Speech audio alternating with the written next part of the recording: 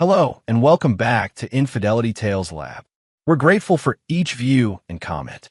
Tell us, from which country or city are you watching today? We enjoy connecting with our global audience. Now, let's dive into today's story. Chapter 1. The Man in the Shadows. Russell Harmon watched the rain streak down the windows of his penthouse, the city lights below blurring into watercolor smears. At 52, he carried himself with the coiled tension of a predator. His salt and pepper hair was precisely cut, his expensive suit tailored to hide the strength he maintained with religious dedication. To the outside world, he was a brilliant architect who had risen from nothing to build Harmon Designs into one of the most prestigious firms on the West Coast. What few knew was the calculated fury that had driven him for the past 6 years. His phone buzzed. The screen displayed a text from Dominic, his personal security specialist. Surveillance updated. Sending files now. Russell's laptop chimed with an incoming email. He clicked through a series of photographs. His ex-wife Vanessa stepping out of her Mercedes. Her lover, now husband, Lawrence Paxton, escorting her into their lake house. And his son Nathaniel, now 22, arriving at his university apartment. The images were time-stamped less than an hour ago. For 6 years, Russell had monitored their movements, learning their patterns, their weaknesses, their secrets. He hadn't missed a single detail of their lives, while they believed he had moved on after the divorce that had stripped him of half his assets and, temporarily, his reputation.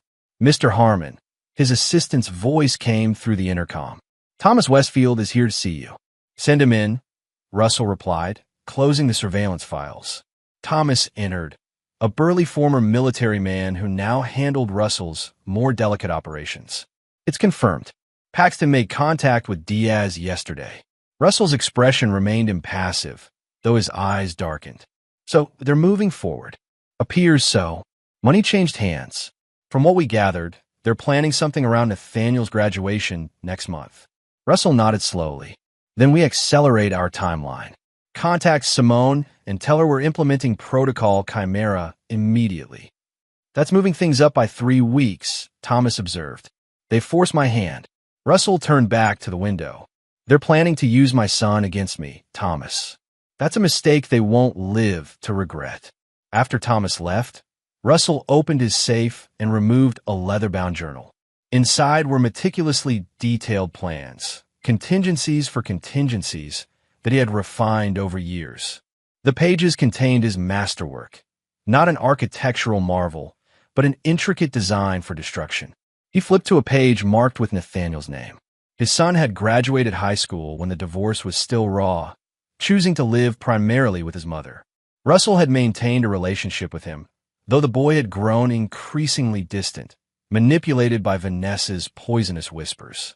Still, blood was blood, and Russell had never stopped watching over him. His phone rang, his son's ringtone. Nathaniel, he answered, his voice warming slightly. Dad, I just wanted to make sure you're still coming to my graduation party next month. Russell detected the hesitation in his son's voice. I wouldn't miss it. Are you all right? Yep, just stressed about finals. Mom's going all out with the party planning. I'm sure she is, Russell replied, keeping his tone neutral. I'll see you next week for dinner? Sure. I gotta go. Bye, Dad. The call ended, but Russell stared at the phone for a long moment. His son was hiding something. The tension in his voice betrayed him. Russell returned to his journal, making a notation beside his son's name. Whatever game Vanessa and Lawrence were playing, they had dragged Nathaniel into it. For that alone, he would ensure their downfall was absolute. The rain intensified outside, thunder rolling across the sky like distant artillery. Russell smiled. He had always found that he did his best work during storms. Chapter 2. Broken Vows. 6 years earlier, Russell Harmon's firm had just won the contract for the new Pacific Arts Center, the crowning achievement in his 20-year career.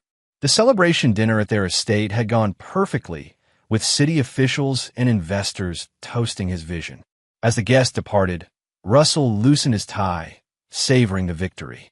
You were magnificent tonight, his wife Vanessa said, sliding her hands around his waist from behind. At 42, she remained stunning, sleek blonde hair, piercing blue eyes, and the poised confidence that had first attracted him when they met at a charity gala 15 years ago. "We make a good team," he replied, turning to kiss her. It was true. Vanessa's social connections and charm had opened doors that his talent alone might never have accessed. "I'm going to check on Nathaniel," she said. "Don't wait up. You deserve your rest." Russell nodded, pouring himself a celebratory whiskey. Their son, then 16, had made a brief appearance at the dinner before retreating to his room, citing homework. Russell was proud of the boy's dedication to his studies. Later that night, unable to sleep from the evening's excitement, Russell wandered the house. Passing his home office, he noticed the light on. Thinking he'd left it on himself, he pushed the door open and froze. Vanessa was there, hunched over his computer, copying files onto a flash drive. She startled at his entrance, her expression shifting from shock to calculated calm. "What are you doing?" he asked, already knowing the answer. "Just sending some photos from the party to my sister," she lied smoothly. Russell stepped forward, taking the flash drive from her hand. "My design files aren't party photos, Vanessa." Her face hardened. "You wouldn't understand. It's just business." "Whose business?" "Lawrence Paxton's." The name tasted bitter on his tongue. Paxton Development was his firm's chief competitor, and rumors of their unethical practices had circulated for years. The slight widening of her eyes confirmed his suspicion. "How long?" he demanded. "Russell, how long?" Vanessa straightened, dropping the pretense. 3 years. And it's more than business, if that's what you're asking. The betrayal hit him like a physical blow. 3 years. While he had worked 18-hour days building their future, she had been sharing his bed and his secrets with another man. "Get out," he said, his voice dangerously quiet. "This is my house too," she countered. "And when this is over, I'll have half of everything, including your precious company." Russell stepped closer, his control slipping. "You have 30 minutes to pack essentials. Anything you leave behind will be burned." "Don't threaten me," she hissed. "I have copies of everything I need. Lawrence already has preliminary designs for your art center. By the time you've sorted out this mess, Paxton Development will have submitted an alternate proposal at half your cost." The calculated nature of the betrayal made his blood run cold. Does Nathaniel know his mother is a thief and a whore? The slap came fast, but Russell caught her wrist before it connected. 30 minutes, Vanessa. Then I call the police." She wrenched her arm away. "This isn't over. You built your success on my connections. Without me, you'd still be designing strip malls in some backwater town." 29 minutes, he replied, his face impassive. When she left, taking Nathaniel with her, Russell didn't unleash his rage. Instead, he channeled it, focusing it like a laser. That night, he called Thomas Westfield, a security consultant he had met through a client, and initiated the first step of what would become an elaborate plan. By morning, he had changed all his passwords and security protocols. By the end of the week, he had filed for divorce and begun a counter-offensive against Paxton Development's attempt to steal his design. The divorce was ugly. Vanessa claimed emotional abuse, painting Russell as a controlling workaholic. Her affair with Lawrence Paxton became public, but she spun it as a relationship that began only after she left Russell. The courts awarded her half of their assets, though Russell's legal team managed to protect his company from her claims. Within 6 months, she had married Paxton, taking Nathaniel to live in their lakeside mansion. The boy, confused and angry, sided primarily with his mother, believing her version of events. Russell didn't fight it. Instead, he maintained a civil relationship with his son while watching, waiting, and planning. Paxton Development's attempt to undercut the Art Center bid failed when Russell revealed to the selection committee that their proposal contained stolen elements. However, the damage to some of his professional relationships was done. Certain doors that had been opened to him, doors that Vanessa's connections had unlocked, closed abruptly. Rather than breaking him, this setback crystallized his resolve. Russell rebuilt his firm's reputation project by project, all while meticulously documenting the continuing unethical practices of Paxton Development and his ex-wife's involvement. He knew that simple exposure wouldn't be enough. Lawrence Paxton had political connections that had shielded him from consequences before. No, Russell needed something definitive. something that would destroy them so completely that recovery would be impossible. And so he waited, gathering information, building resources, and preparing for the moment when they would make a mistake he could exploit. That moment came 5 years after the divorce, when Lawrence Paxton secured the contract for a controversial luxury resort development through methods that reeked of bribery and coercion. Russell finally had the leverage he needed. The endgame could begin. Chapter 3: The Invitation. Nathaniel Harmon stared at the graduation invitation in his hands, his stomach knotting with anxiety.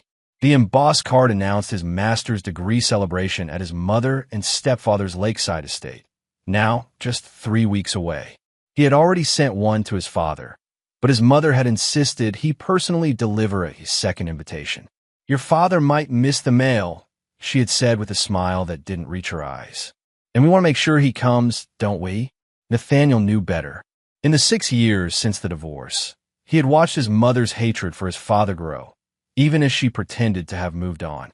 At first, he had believed her version of events, that his father was controlling, that he had driven her away with his ambition and coldness. But as he matured, he'd begun to see the manipulation in her narrative. The penthouse doorman greeted him with a nod. "Mr. Harmon is expecting you, Nathaniel." The elevator ride to the top floor gave him time to compose himself.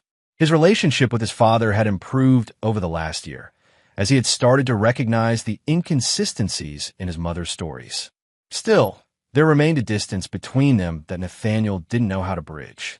His father opened the door before he could knock. Russell Harmon's observant eyes missed nothing as he welcomed his son inside. "You look tired," Russell noted, guiding him to the living room where a light lunch was already prepared. "Finals," Nathaniel explained, setting down the invitation. "Mom wanted me to make sure you got this." Russell picked up the card, studying it with an unreadable expression. "I received the one you sent last week." "I know," she insisted. They ate in silence for a moment before Russell spoke again. "You've seemed anxious lately. Is everything all right?" Nathaniel hesitated. His father had always been perceptive, a trait that had made lying to him as a child nearly impossible. "Just graduation stress." "And," Russell prompted. "And nothing," Nathaniel replied too quickly. His father set down his fork. "Son, whatever is happening, you can tell me." For a moment, Nathaniel almost confessed everything. The arguments he'd overheard between his mother and Lawrence, the strange men who had been meeting with his stepfather, the cryptic comments about finally settling scores. But fear held him back. His mother's warnings echoed in his mind. "Your father would use anything against us. He's never forgiven me, and he never will." "It's nothing," Nathaniel insisted. "Just academic pressure." Russell didn't push further, but his eyes reflected concern. "I'm proud of you, Nathaniel. A master's in environmental engineering at 22 is no small achievement." "Thanks, Dad." The simple praise warmed him more than he wanted to admit. As lunch concluded, Russell walked him to the door. "You know you can always stay here if you need to, right? Your room is always ready." Nathaniel nodded, though they both knew he hadn't stayed overnight since the divorce. "I should go. I promised Mom I'd help with some party arrangements." As he turned to leave, his father placed a hand on his shoulder. "Nathaniel, if you ever feel unsafe or pressured, call me immediately, day or night." Something in his father's tone made Nathaniel look up sharply. "Why would I feel unsafe?" "Just a father's concern," Russell replied. "The offer stands." Driving away from his father's building, Nathaniel couldn't shake the feeling that his father knew more than he was saying. He checked his rearview mirror, half expecting to see someone following him, but the street behind him was clear. Back at the penthouse, Russell examined the invitation more carefully. The heavy paper concealed a nearly imperceptible thickness in one corner. Using a letter opener, he carefully slit the edge and extracted a miniature tracking device no larger than a grain of rice. "Amateurs," he murmured, placing the device in a small metal box on his desk. He then texted Thomas, "They're getting sloppy. Bring Simone for dinner tonight."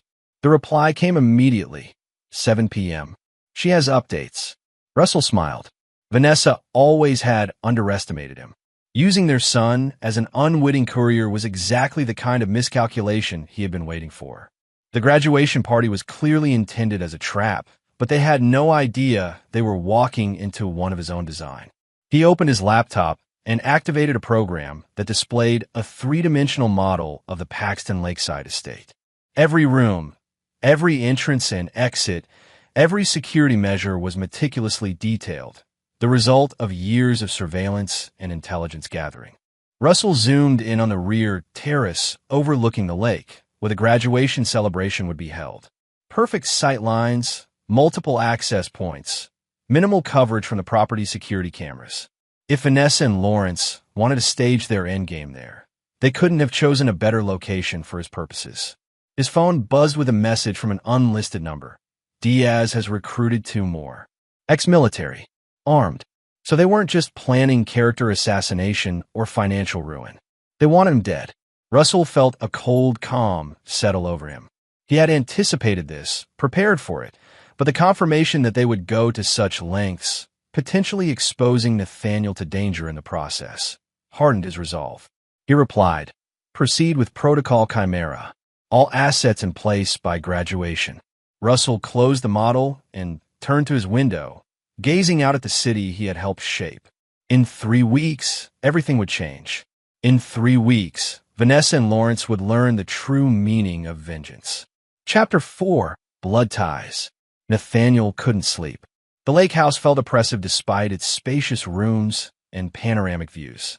He sat on his bed, turning his phone over in his hands, contemplating calling his father. The conversation they'd had that afternoon had left him unsettled. A knock at his door startled him. His mother entered without waiting for a response, something she'd done since he was a child. Vanessa Paxton looked immaculate even at midnight, her silk robe perfectly draped over her slender frame. "Still up, darling? Worried about the ceremony?" She sat beside him, stroking his hair as she had when he was young.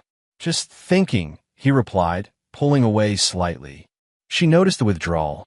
"You saw your father today." It wasn't a question, but Nathaniel answered anyway. "Yes, I delivered the invitation as you asked." "And how was he?" Her tone was light, but her eyes were intent. "The same as always. Concerned about my finals."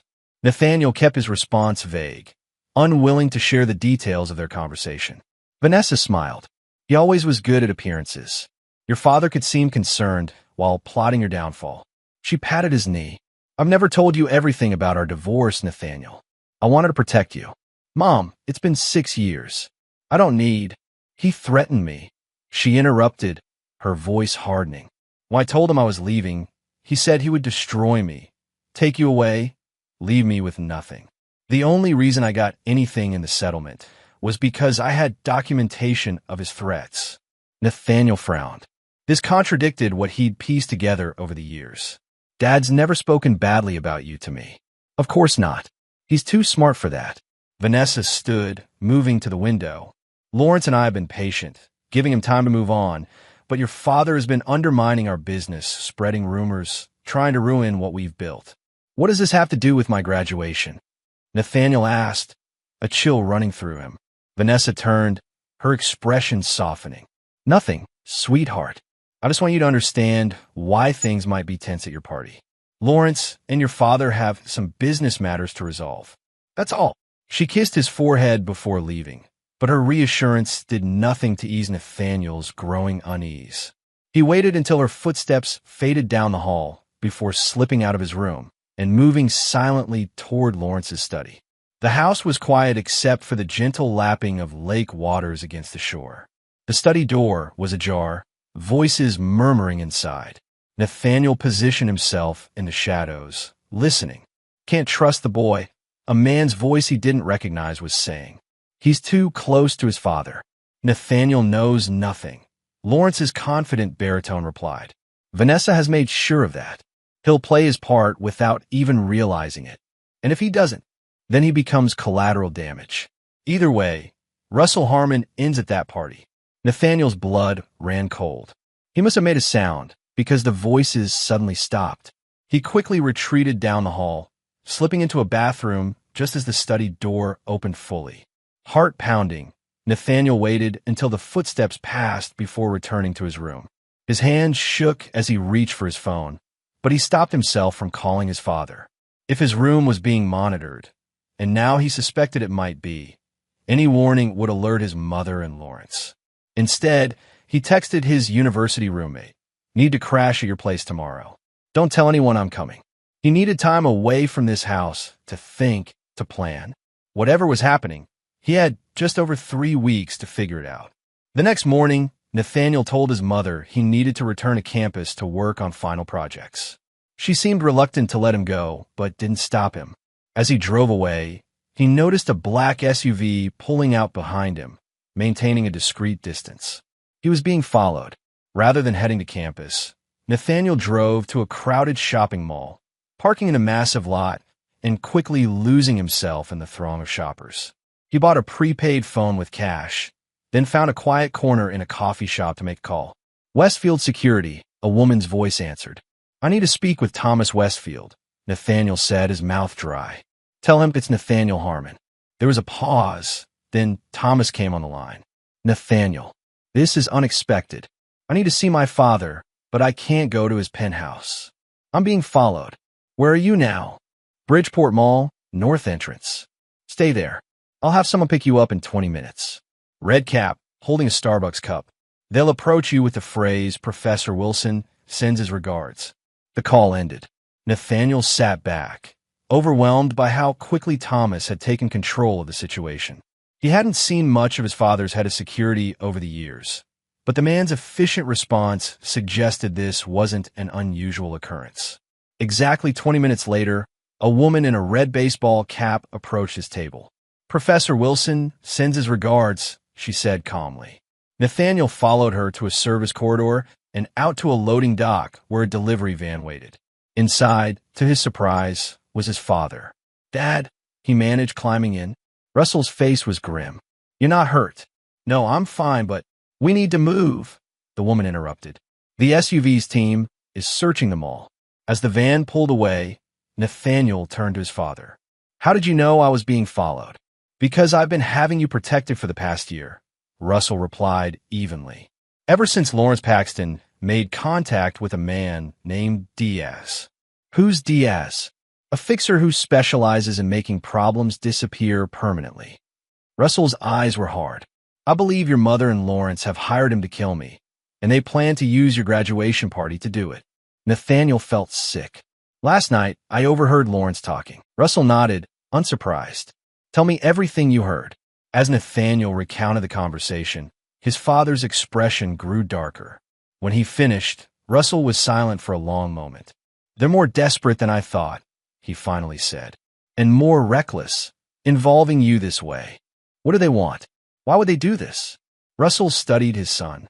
"How much do you know about Paxton Development's Oceanside Resort project?" "Just that it's Lawrence's biggest development.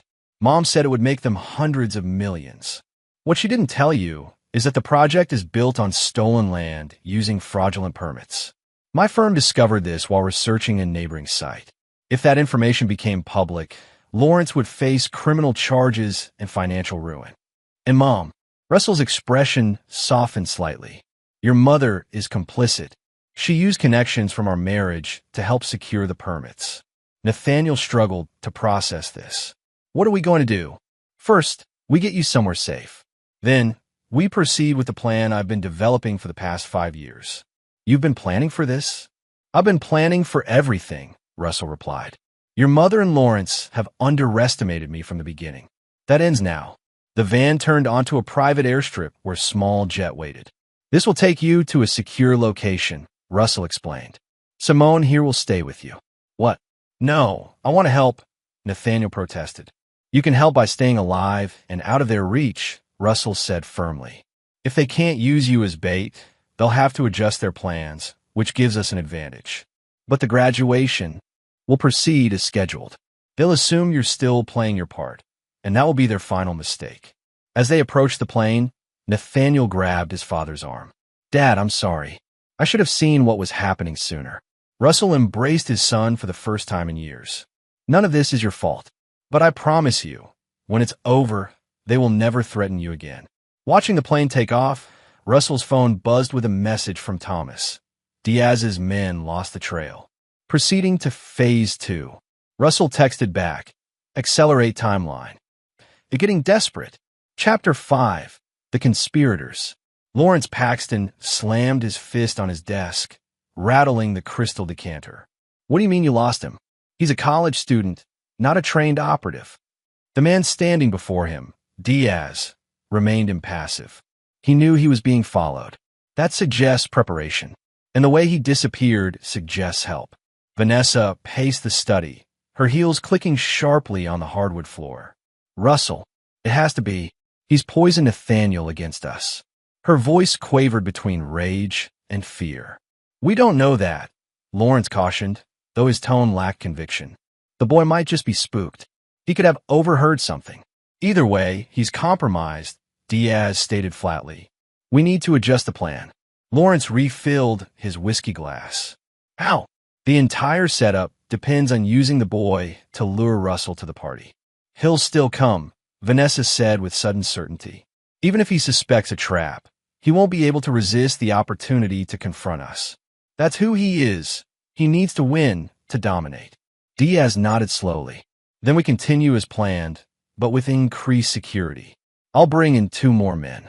After Diaz left, Vanessa collapsed onto the leather sofa. "This is falling apart, Lawrence. If Russell has turned Nathaniel against us." "It changes nothing," Lawrence interrupted. "In fact, it might be better this way. If the boy isn't here, there's less chance of collateral damage. Russell comes to the party, our men take care of him, and we're free. The Oceanside project continues, and we never have to look over our shoulders again." Vanessa wasn't convinced. "You don't know Russell like I do. He doesn't walk into traps. He sets them. He's an architect, not a criminal mastermind," Lawrence scoffed. "And he's alone. We have resources, connections." "So does he," Vanessa warned. "Don't underestimate him. When I left, he said something. Not a threat, more like a promise. He said, 'You'll never see it coming, but when it does, you'll know why.'" Lawrence came to sit beside her, taking her hands in his. "Listen to me. Russell has spent years trying to undermine us, and he's failed. Yes, he's discovered some irregularities with the Oceanside permits, but without proof, it's just speculation. After the graduation party, he won't be a problem anymore." Vanessa leaned against him, drawing comfort from his confidence. "I just want this to be over. I want to stop looking over my shoulder, wondering what he's planning." "Soon," Lawrence promised, kissing her forehead. "Very soon." In a hotel across the city, Diaz met with his team, now 5 men with military and private security backgrounds.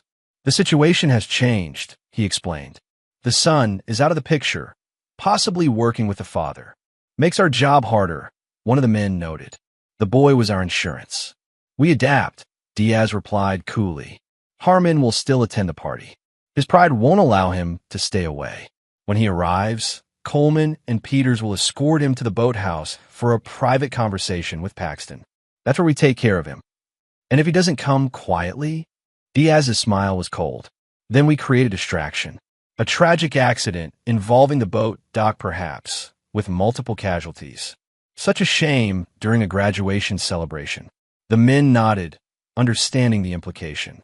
Collateral damage was acceptable as long as the primary target was eliminated. "One more thing," Diaz added. "I want patrols around the property perimeter starting now. If Harmon is planning something, I want to know." As his team dispersed, Diaz remained at the table, studying a photograph of Russell Harmon. There was something about the man's eyes that troubled him, a calculating intelligence that suggested he was always several moves ahead.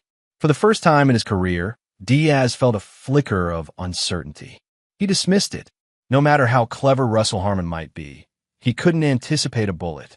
Meanwhile, in a secure compound 200 miles away, Nathaniel paced the comfortable but clearly fortified guest house where his father had sent him.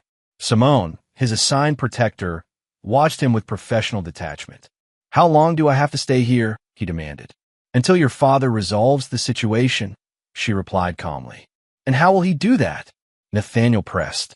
"My mother and Lawrence are planning to kill him, and he's just going to walk into their party?" Simone's expression didn't change, but something flickered in her eyes. "Your father has been preparing for this confrontation for years, Nathaniel. Trust that he knows what he's doing." That's not an answer, he retorted, frustrated. It's the only one I'm authorized to give you. She checked her watch. Thomas will be calling shortly with an update. Perhaps he can ease your concerns. Nathaniel slumped onto a couch. I should be there. I should be helping him. You are helping, Simone said, her tone softening slightly. By being here, safe, you've removed their primary leverage. Your father can now act without concern for your safety. The secure phone on the table rang, and Simone answered, putting it on speaker. We're here, Thomas. Nathaniel. Thomas's voice came through clearly. Your father asked me to update you. The situation is proceeding as expected. Diaz has increased security at the lake house, but our countermeasures are in place. What countermeasures? Nathaniel asked. What is my father planning?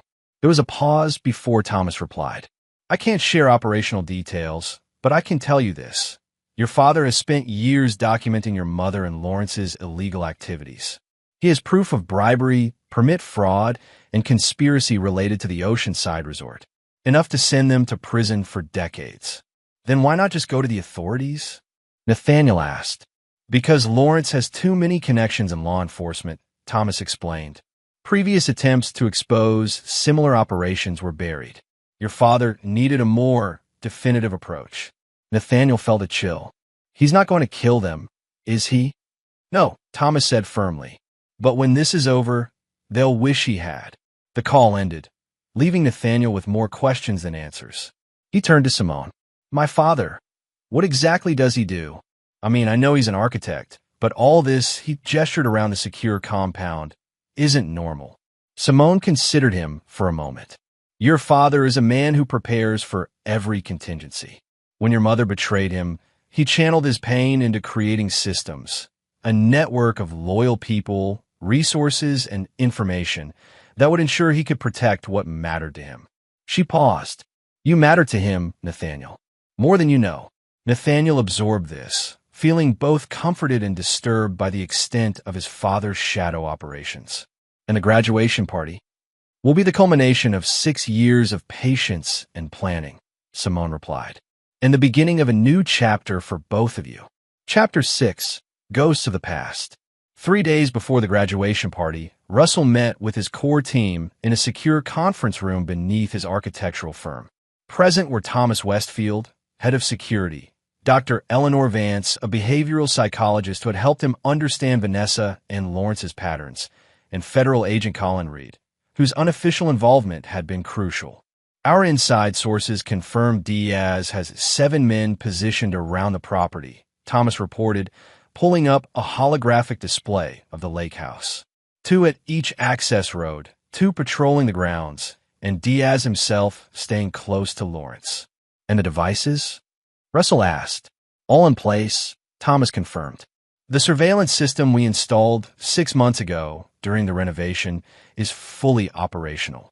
We have eyes and ears in every room. Russell nodded, turning to Dr. Vance. Your assessment? The psychologist studied her notes. Vanessa is becoming increasingly unstable. The loss of control over Nathaniel has triggered her abandonment issues. Lawrence is compensating with aggression and overconfidence. They're both at their most vulnerable psychologically. Good, Russell murmured. And you, Colin? Agent Reed looked uncomfortable. Everything's ready on our end, but I need to reiterate, this is completely unofficial. If anything goes wrong, the Bureau will disavow any knowledge. Nothing will go wrong, Russell assured him. Your team will receive all the evidence simultaneously with the execution of our plan. Lawrence's connections won't be able to bury it fast enough. As the meeting concluded, Thomas remained behind. There's something else, he said once they were alone. We've detected unusual activity on one of our surveillance channels. Someone may be piggybacking on our system. Russell's expression remained calm. Let them. It might be useful for them to see exactly what we want them to see. And Nathaniel? He's getting restless at the safe house. Keep him there until it's over, Russell said firmly. No matter what he says or what happens, he stays protected. Thomas nodded, then hesitated. Russell, I've worked with you for 6 years. I've never questioned your methods or your motives. But this plan, the scale of it, is proportional to their crimes, Russell finished. They didn't just betray me, Thomas. They've ruined lives with their developments, threatened people who stood in their way. And now they're willing to kill me and potentially harm my son. His eyes hardened. They've earned what's coming. Later that evening, Russell stood on his penthouse balcony, watching the city lights flicker like stars. His phone buzzed with a text from an unknown number. Still time to walk away. Take your son and disappear. Last warning. He smiled grimly. Diaz was getting nervous, attempting direct contact. It confirmed what he already suspected. They had detected some of his preparations, but didn't understand their purpose. Russell typed a reply. I never walk away. See you at the party. He sent it, then turned to find Thomas in the doorway. They reached out directly, Russell told him. Desperate move, Thomas observed. What now? Now we give them something to think about. Russell pulled up a program on his phone and activated it. Across the city at the Paxton Lake House, every electronic device, phones, computers, security systems, simultaneously displayed the same image for 3 seconds before returning to normal. A simple architectural blueprint of a trapdoor. A psychological shot across the bow.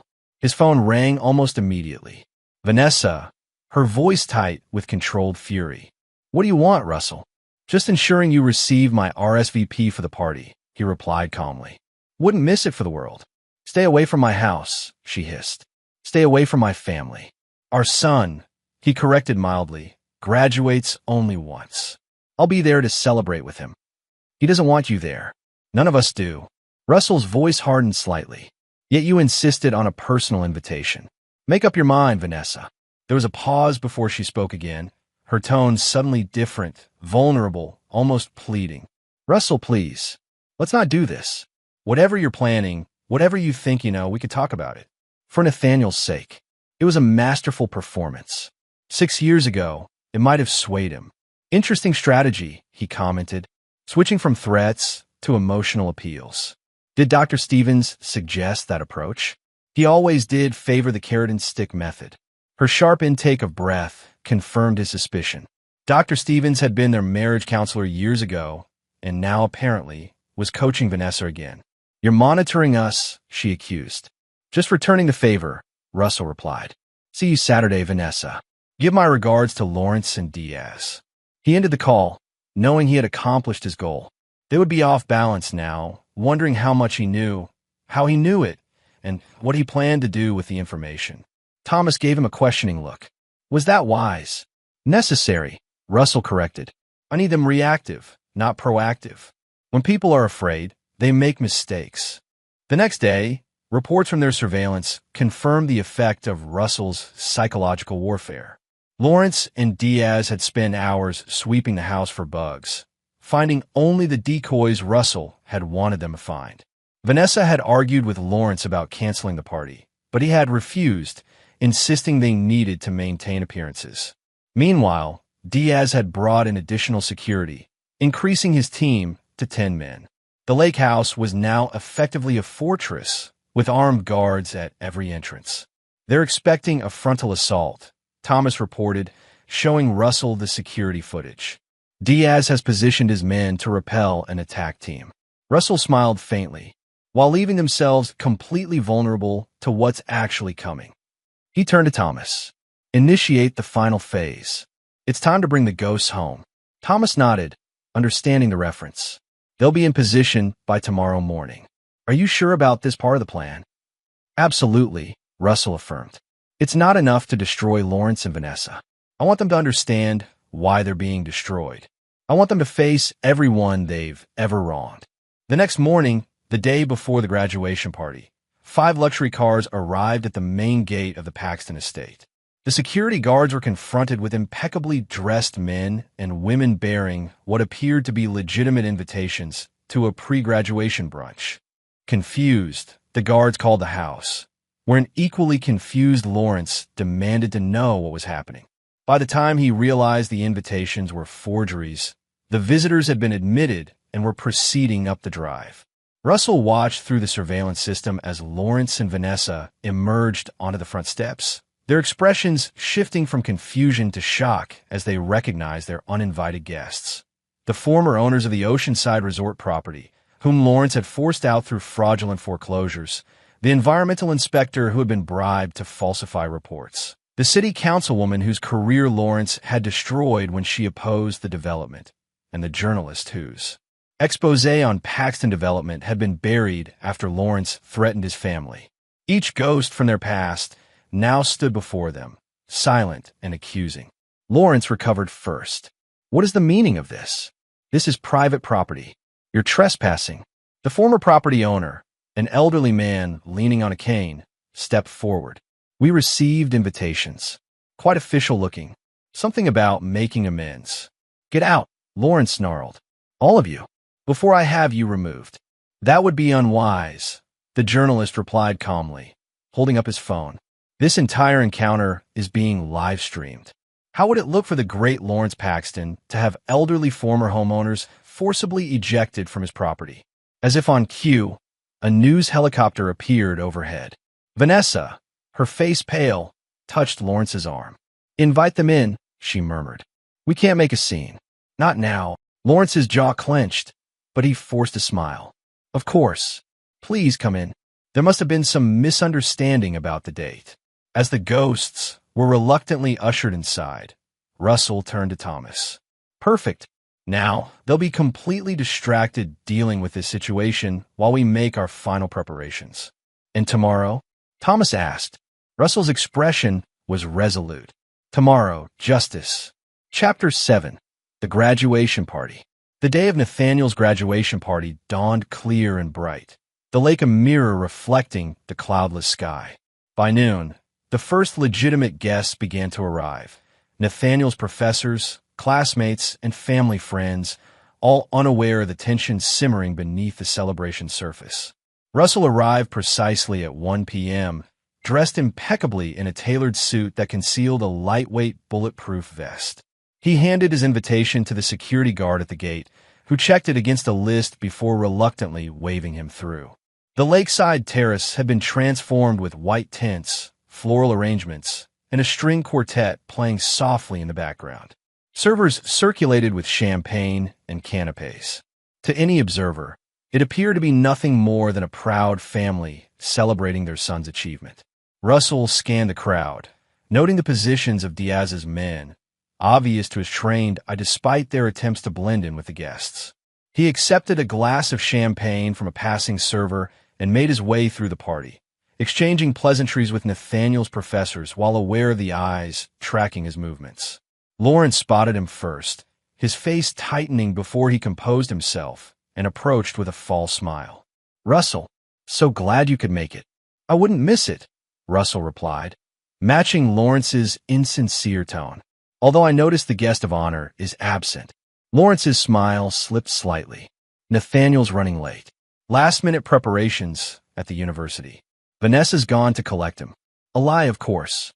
Russell knew exactly where Nathaniel was, still safely at the compound, protected by Simone. But he merely nodded. I look forward to seeing him. As Lawrence excused himself to greet other guests, Russell caught a glimpse of the ghosts from the previous day, now legitimately invited and scattered throughout the party. Each one carried a small device disguised as a phone or watch, recording equipment providing additional surveillance. 2 hours into the celebration, the atmosphere remained outwardly festive, but increasingly tense. Vanessa had returned without Nathaniel, claiming he had texted that he would arrive on his own. She avoided Russell entirely, keeping to the opposite side of the terrace while maintaining a strained smile for the guests. Russell checked his watch. Nearly time. His phone vibrated once, the signal from Thomas that all elements were in position. He made his way casually toward the boathouse, knowing Diaz's men would report his movement. As expected, within minutes, Lawrence appeared at his side. Admiring the view, Lawrence asked, gesturing toward the lake. Remembering, Russell replied. Nathaniel learned to swim off that dock. Vanessa and I taught him together. Lawrence's jaw tightened. The past is gone, Russell. Perhaps we should discuss the future. Privately, he nodded toward the boathouse. Lead the way, Russell agreed, following Lawrence down the path that wound along the lakeshore. The boathouse was a modern structure of glass and cedar, with a covered slip where Lawrence's speedboat gleamed. Inside, as Russell had anticipated, waited Diaz and two of his men. "Mr. Harmon," Diaz greeted him with cold professionalism. "Thank you for making this easy." Russell smiled slightly. "On the contrary, I'm making it impossible." Confusion flickered across Diaz's face, but before he could respond, his earpiece crackled. He pressed a finger to it, listening, and his expression changed to one of alarm. "Sir," he addressed Lawrence, "we have a situation. Federal agents are at the gate." Lawrence paled. "What? Stall them." "Too late," Russell said calmly. "They're already on the property." Along with a full team from the State Environmental Protection Agency, the district attorney's office, and several journalists who received anonymous tips about environmental violations and conspiracy to commit murder. As if to confirm his words, they could hear commotion from the main house, raised voices, the thud of heavy vehicles arriving. Lawrence turned on Russell, his face contorted with rage. "What have you done?" "I've simply arranged for the appropriate authorities to receive evidence of your crimes," Russell replied. "The illegal land acquisitions for Oceanside Resort, the falsified environmental impact studies, the bribes to planning officials, and, of course, your plot to murder me at my son's graduation party." Diaz drew his weapon, pointing it at Russell's chest. "This changes nothing. You won't leave here alive." "Actually, I will," Russell countered, "because this entire conversation is being broadcast live to the federal agents currently moving through your property. The boathouse has been wired for video and audio for months. Kill me, and you add another murder charge to the multiple felonies you're already facing." As if on cue, a voice boomed through a megaphone outside. "This is the FBI. The building is surrounded. Come out with your hands up." Diaz hesitated, looking to Lawrence for guidance. Lawrence's mind worked frantically. "This is a bluff. He can't prove anything about Oceanside. We covered our tracks." "Did you?" Russell produced a flash drive from his pocket. "Your wife helped me steal your designs 6 years ago. Did you really think I wouldn't return the favor? While you were focused on monitoring me, my team has had access to your systems for years. Every email, every digital conversation, every financial transaction, all documented and verified." Lawrence lunged for the flash drive, but Diaz caught his arm. "Don't. It's over." "Listen to your hired killer, Lawrence," Russell advised. "He understands the concept of cutting losses." The door to the boathouse burst open as federal agents flooded in, weapons drawn. Federal agents. Hands where we can see them. Diaz slowly placed his gun on the floor and raised his hands. Lawrence, his face ashen, did the same. As the agents secured them, Agent Reed approached Russell. "You okay?" Russell nodded. "Right on schedule." "Where's Vanessa?" "Being taken into custody at the main house," Reed confirmed, along with several of Diaz's men who decided not to resist. Russell walked out onto the dock, looking back toward the terrace where guests were being interviewed by authorities. The celebration transformed into a crime scene. A separate team of agents was escorting the ghosts, the whistleblowers and victims who had agreed to testify against Lawrence and Vanessa, to waiting vehicles. His phone rang. "Nathaniel." "Dad? Thomas just told me what happened. Are you all right?" "I'm fine," Russell assured him. "It's over." "So they're going to prison?" "With the evidence we've gathered, they'll be facing multiple federal charges. Neither Lawrence's connections nor his money will save them this time." There was a pause before Nathaniel spoke again. "Can I come home now?" Russell felt something in his chest loosen, a tension he had carried for years. "Yes, it's safe now." As he ended the call, Russell noticed Lawrence being led past him toward a waiting FBI vehicle. Their eyes met, and Lawrence's face twisted with hatred. "This isn't over," Lawrence spat. "You think you've won, but you have no idea what you've started." Russell watched him impassively. "On the contrary, I've just finished what you began 6 years ago when you decided to steal what was mine." He stepped closer, his voice lowering. "Consider yourself lucky. Prison is merciful compared to what I originally planned for you." The threat hung in the air between them as agents led Lawrence away. Russell remained on the dock, watching the law enforcement activity with a sense of completion rather than triumph. The vengeance he had meticulously crafted for 6 years had been executed perfectly, but the victory felt hollow without his son present. A voice behind him broke into his thoughts. Mr. Harmon. He turned to find one of the agents, a young woman with a serious expression. Yes, there's been a development at the main house. You should come. Chapter 8. Son of the Father. Russell followed the agent back to the lakeside terrace, now transformed into a command center for the multi-agency operation. Guests had been corralled into one area for questioning, while evidence teams combed through the house. Agent Reed met him at the steps. We have a problem, Reed said without preamble. Vanessa's missing.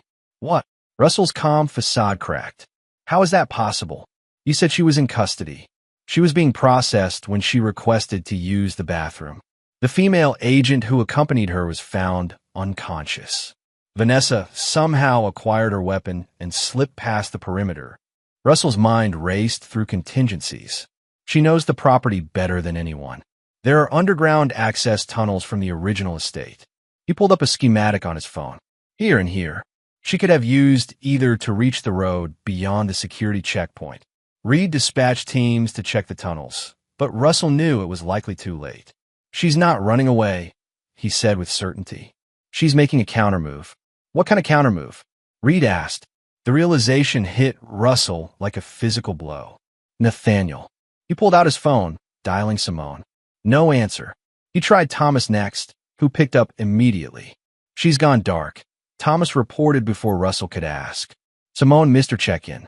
I've dispatched a team to the safe house. ETA, 10 minutes. Too long, Russell snapped. Vanessa knows where he is.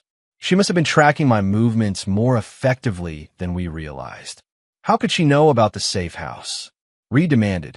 Because I underestimated her, Russell admitted, the rare acknowledgement of failure bitter on his tongue. I was so focused on Lawrence and his operation that I didn't give enough weight to Vanessa's own resources. His phone buzzed with an incoming text from an unknown number, like father, like son.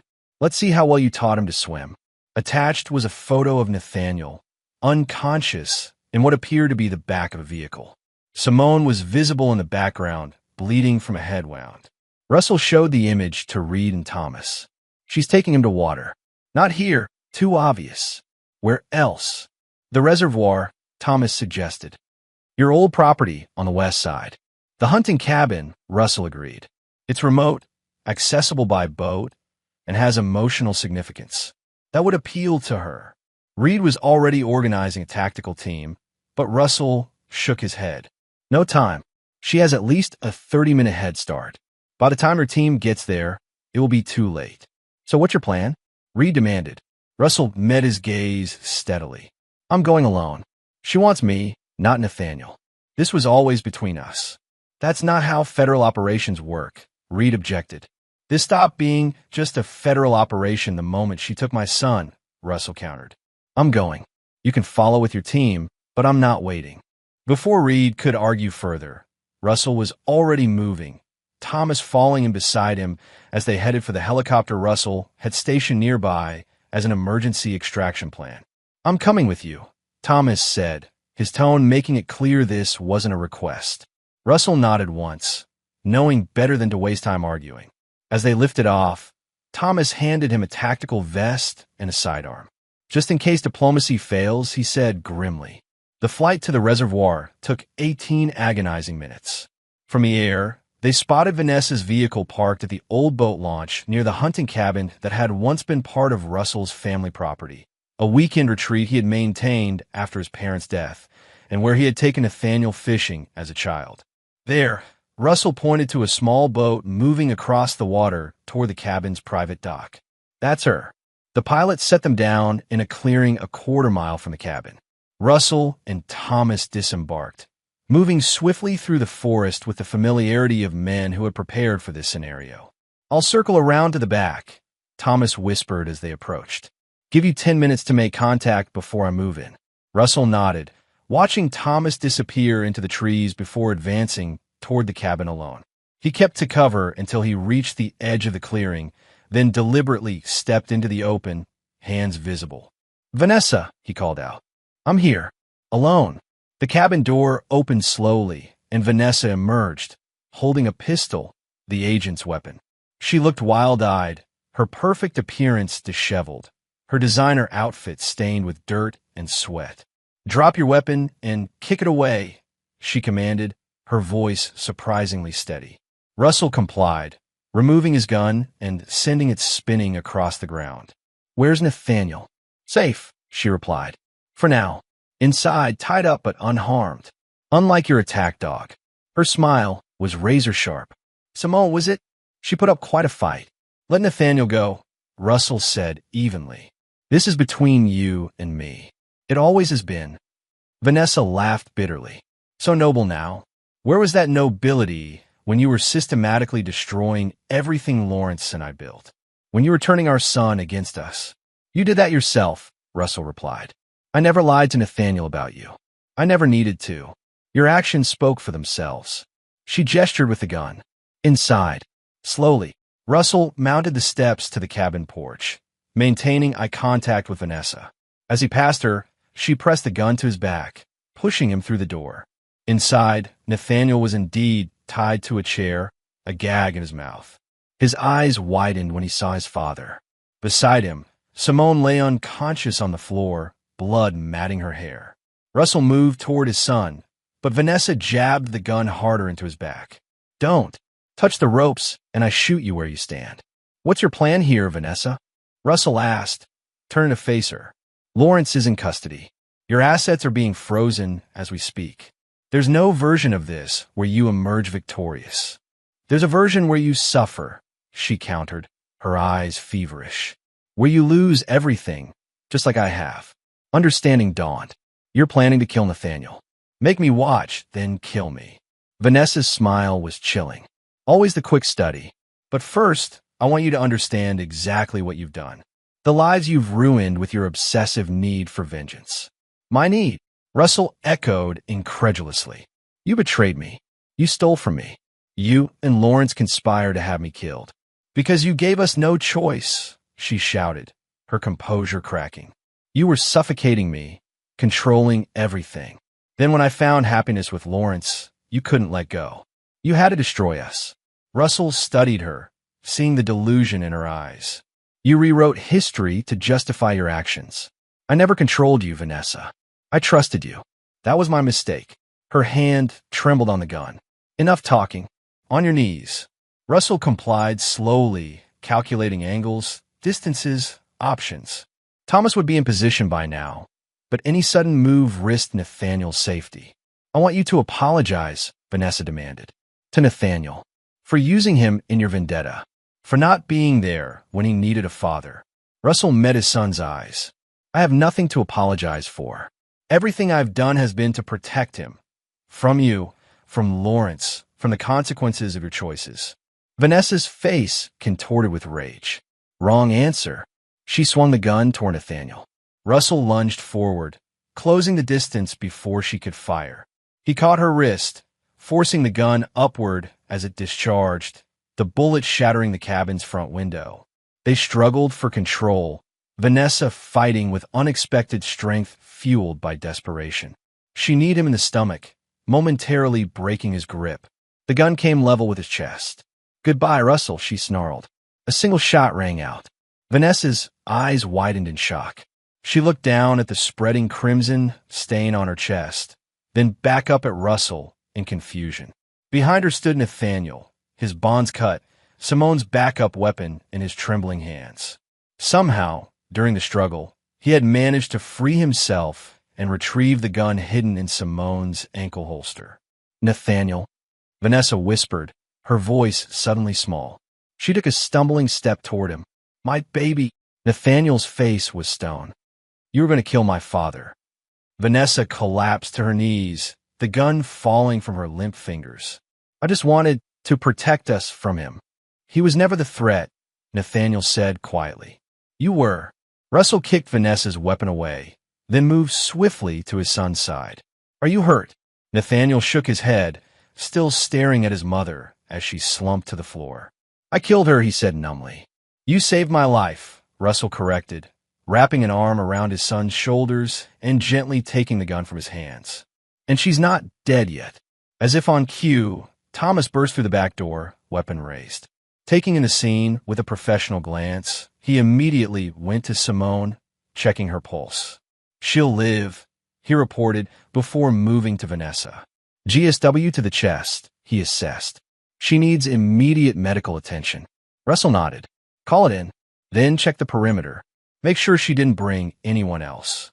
As Thomas moved to comply, Russell guided Nathaniel to a chair, keeping his body between his son and the sight of his bleeding mother. "It's over," he said softly. "You're safe now." Nathaniel looked up at him, his eyes hollow.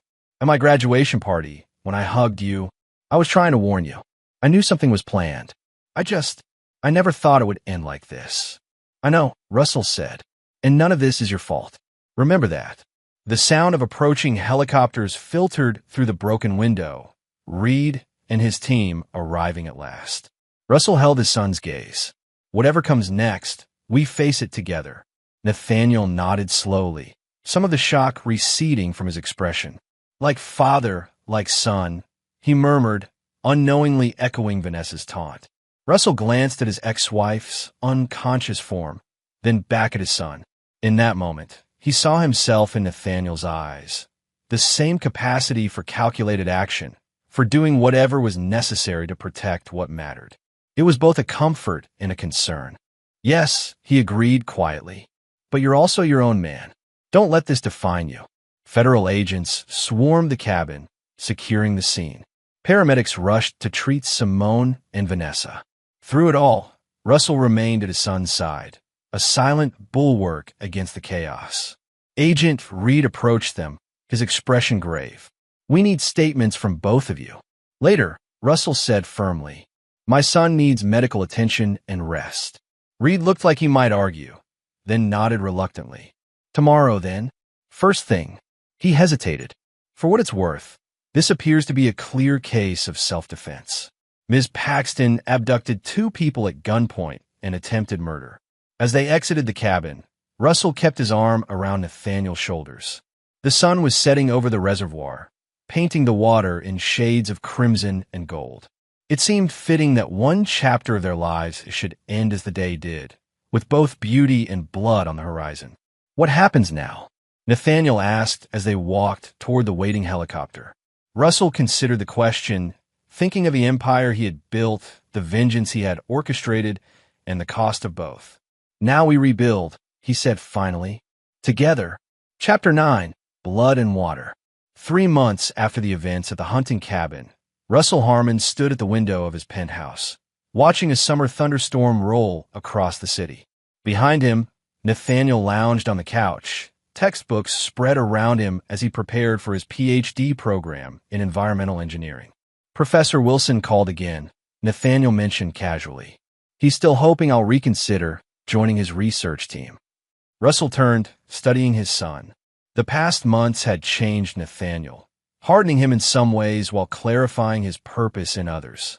The trauma of shooting his own mother had left its mark, but he had refused counseling, choosing instead to process the experience in his own way, much as Russell would have done. "And will you?" Russell asked.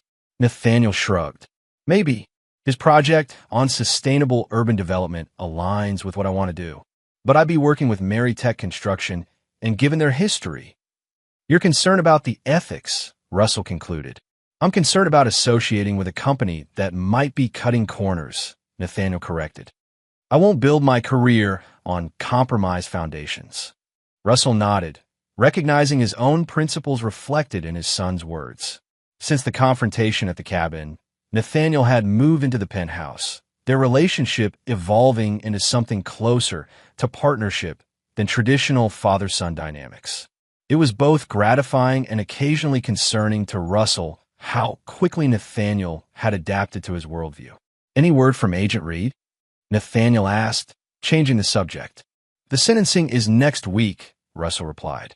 "Lawrence is looking at 15 to 20 years for conspiracy, fraud, and attempted murder. Without Vanessa's testimony against him, the prosecution's case isn't as strong as it could be, but the evidence we gathered is substantial." Nathaniel's expression darkened at the mention of his mother. Vanessa had survived the gunshot wound, but had suffered a stroke during surgery that left her partially paralyzed and with significant cognitive impairment. She was currently in a high-security medical facility, deemed unfit to stand trial. Have you visited her? Russell asked, already knowing the answer. No. Nathaniel's tone made it clear the subject was closed. Russell didn't push. He understood better than most the need to compartmentalize painful relationships. Instead, he moved to his desk and retrieved a folder. I have something for you to consider. Nathaniel took the folder, opening it to find architectural plans for a large-scale development. What is this? The Oceanside Resort property, Russell explained. With Lawrence's assets frozen and the company in receivership, the land is being sold at auction next month. I'm considering acquiring it. Nathaniel studied the plans with growing interest. This isn't a resort. It's a marine research center with sustainable housing. It's a concept I've been developing, Russell acknowledged. The location is perfect. Access to protected waters, existing infrastructure that can be repurposed. With the right team, we could create something that benefits the environment instead of exploiting it. And profits from it, Nathaniel noted shrewdly. Russell smiled. Ethical business can still be profitable. I'm proposing we develop this together. Your environmental expertise, my architectural vision. Nathaniel set the plans aside, his expression thoughtful. Using Lawrence's failure as our foundation. Poetic justice, Russell agreed. Taking something they tried to build through corruption and turning it into something meaningful. You never intended to simply destroy them, did you? Nathaniel asked suddenly. You wanted to replace them, to build something better in the space they left behind. Russell considered the observation. Destruction without creation is wasteful. I wanted justice, but also transformation. He paused. Does that interest you? Instead of answering directly, Nathaniel rose and moved to stand beside his father at the window. The night of my graduation party, when I hugged you and said, whatever happens tonight isn't my fault, I was terrified. Mom had told me you were dangerous, that you might hurt people. And now, Russell prompted. Now I understand that she was right, but not in the way she meant. Nathaniel met his father's gaze. You are dangerous to people who betray you, who threaten what's yours. But that danger is controlled, calculated. He looked back at the plans. Yes, I'm interested. Not just in the project, but in learning how you think, how you operate. Russell felt a complex mix of pride and concern. It's not an easy path, Nathaniel. The kind of justice I pursue comes with costs. I've already paid the heaviest price, Nathaniel replied, his voice hardening. I shot my own mother to save you. I made my choice. The statement hung between them, a declaration of allegiance that Russell hadn't sought but couldn't reject. His son had chosen him. Chosen his worldview, his standards, his unforgiving nature. Then we'll proceed, Russell said finally. But remember what I told you at the cabin. Don't let one moment define you. Nathaniel's smile held a new edge that mirrored Russell's own. It didn't define me. It revealed me. The intercom buzzed, interrupting the moment. Mr. Harmon, Thomas Westfield, and Ms. Vance are here for your meeting. Send them up, Russell instructed, turning back to Nathaniel.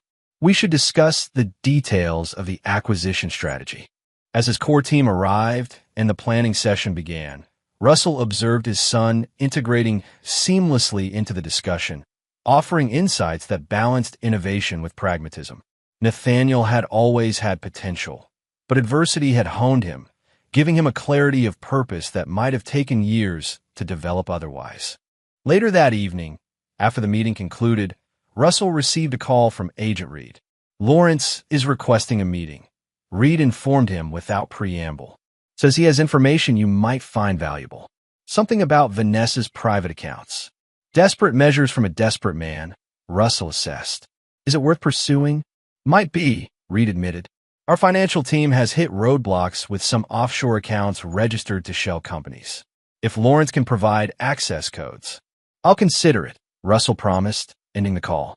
Nathaniel, who had been monitoring the conversation, raised an eyebrow. You're not actually going to meet with him? Knowledge is leverage, Russell replied. Whatever Lawrence is offering, it costs us nothing to listen. Except time, Nathaniel countered, and giving him the satisfaction of seeing you. Russell studied his son, noting the hardening of his attitudes. Sometimes the appearance of cooperation yields greater benefits than outright refusal. Nathaniel considered this, then nodded slowly.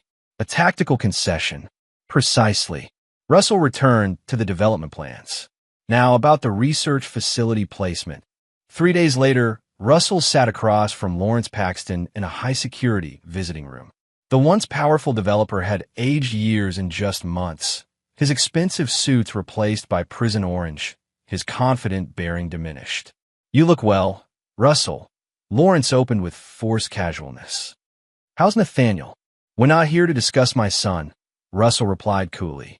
"You indicated you had information regarding Vanessa's accounts." Lawrence leaned forward, direct as always. "Yes, I know where Vanessa hid her personal fortune, separate from our shared assets. Over 30 million in untraceable funds that the feds haven't found. And you're willing to reveal this why?"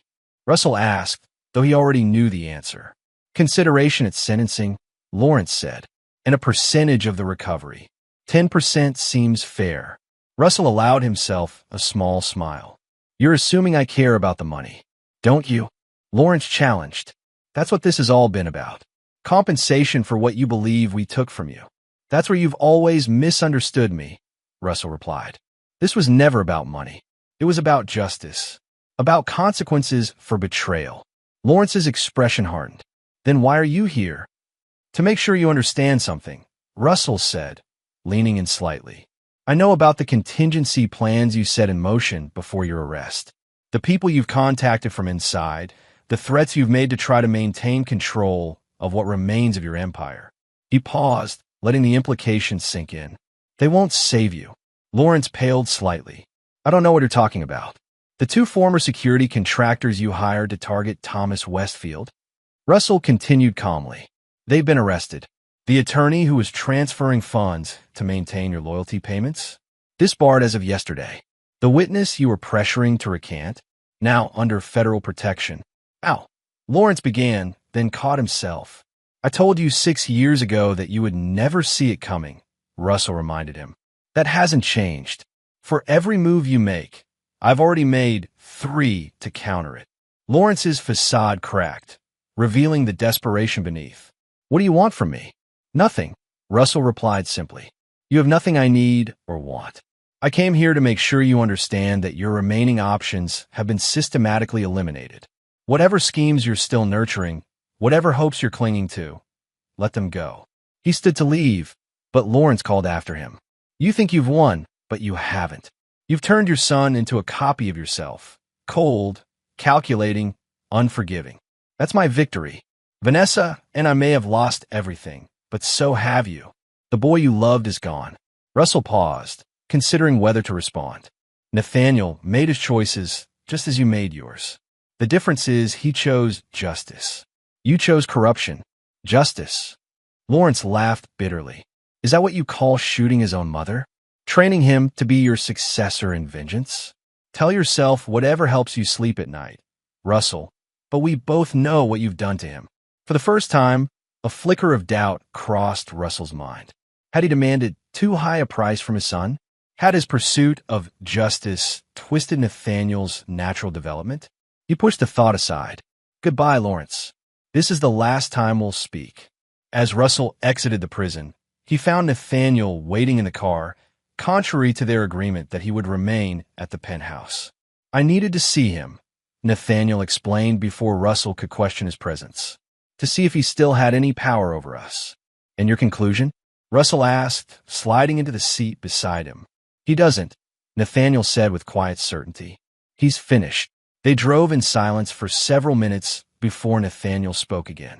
"He tried to manipulate you, didn't he? Use me as leverage somehow." Russell glanced at his son, impressed by his perception. "He suggested I had corrupted you, turned you into something you weren't meant to be." Nathaniel considered this. "And that bothers you." "It raises questions," Russell admitted, "about the price of the path we've chosen." "The path I've chosen," Nathaniel corrected firmly.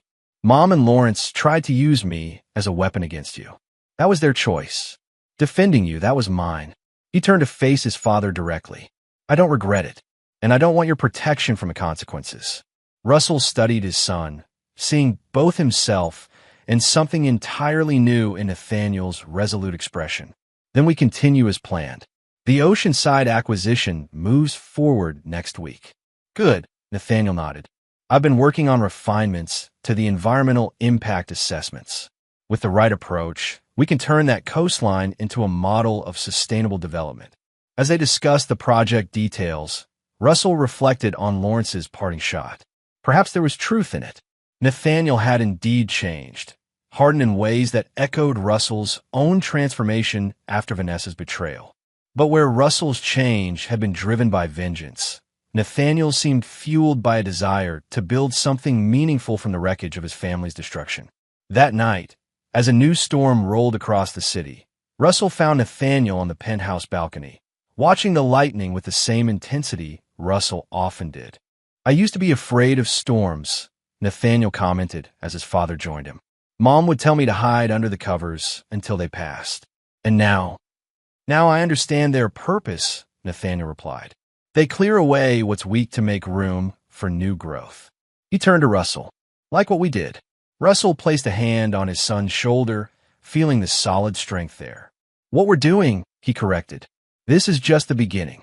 Together they watched the lightning split the sky, illuminating the city they would reshape according to their vision. A vision forged in betrayal, tempered by justice, and now focused on creation rather than destruction. The storm raged around them, but they stood unmoved, two men who had discovered their true natures in the crucible of conflict and emerged stronger for it. Like father, like son, not in their capacity for vengeance, but in their refusal to forgive those who betrayed them, and their determination to build something enduring from the ashes of that betrayal. And there you have it. Another story comes to an end. What did you think? I'd love to hear your thoughts in the comments below. If you enjoy this story, consider joining our community by subscribing.